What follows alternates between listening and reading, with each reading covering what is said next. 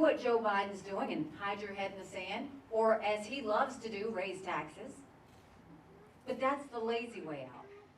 We need to fix it. How do we fix it? You reform the entitlements, but you do it in a way that you don't take anything away from seniors or people who are getting ready to retire. You focus on the new generation. You focus on what's next. So the first thing you do is you change the retirement age of the young people coming up so that we can try and have some sort of system for them. The second thing is you go and you limit the benefits for wealthy people. Many of them will tell you they don't even want it, but you limit the benefits for wealthy people. Then you go and you look at cost of living. Cost of living should actually be tied to actual inflation. That's something both Republicans and Democrats will agree on. We can get that done. And then when it comes to Medicare, you expand Medicare packages for Medicare Advantage. Make sure there's more competition. Make sure there's more choices. That will actually cut down on the cost when we look at that.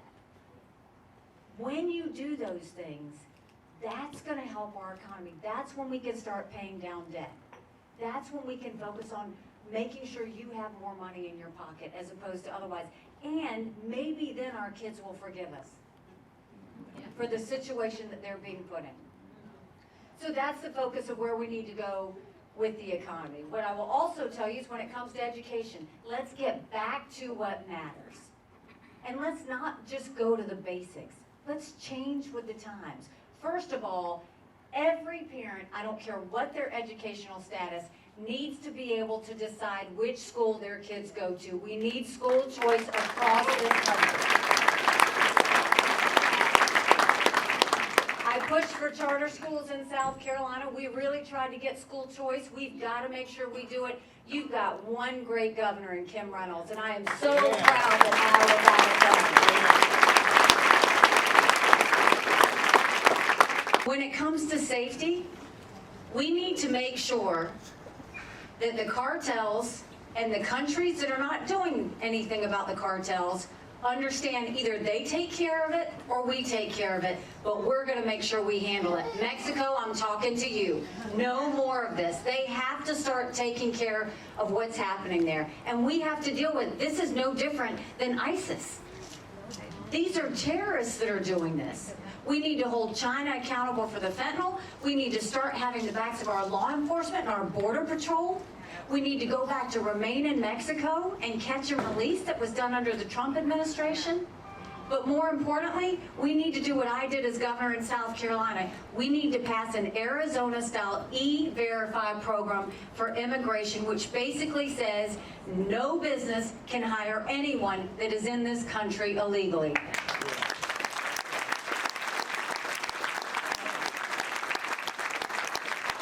That kept all.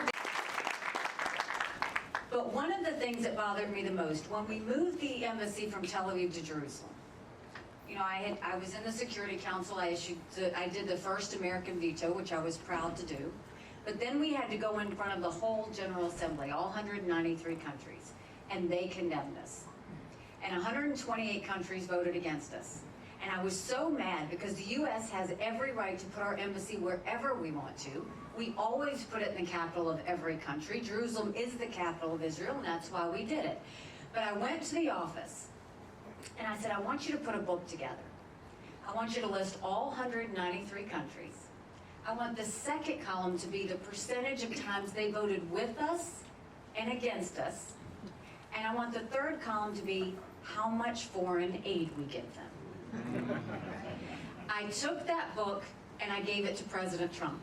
He lost his mind, right? He's flipping pages, yelling out countries. And what I told him was, I said, I'm not telling you to give foreign aid based on a percentage vote that they do at the UN. But I'm saying that should be one of the things we look at. We have to stop giving money thinking that we're buying friends. Don't try and pay off enemies. Stop giving money to countries that hate America.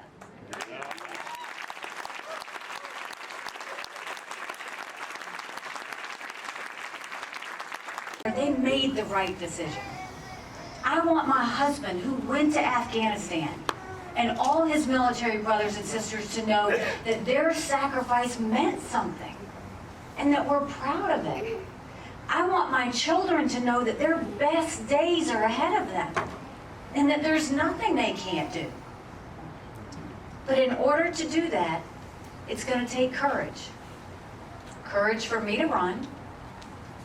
Courage for you to say, no more complaining, let's do something about it. And that means making sure that you elect a badass Republican woman to go to the White House.